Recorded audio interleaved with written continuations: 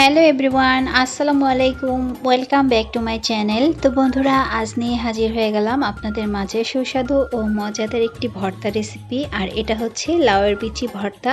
তো চলুন বন্ধুরা, রেসিপিটি শুরু করি।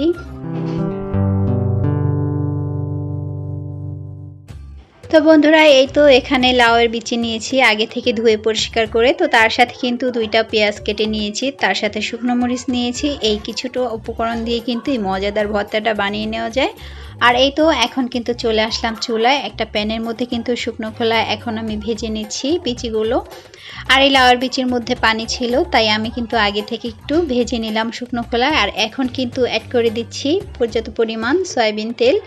আর এরপর কিন্তু খুব ভালো করে একটু ভেজে নিব। আর বিচিগুলো একটু সময় নিয়ে ভেজে নেবেন অবশ্যই।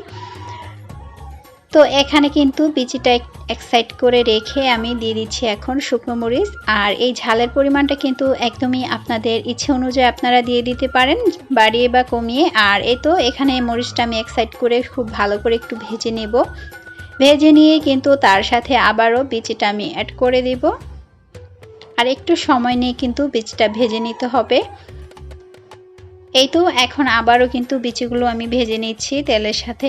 আর এই তো এর পাশে কিন্তু এখন দিয়ে দিচ্ছি পেঁয়াজের ফালিগুলো।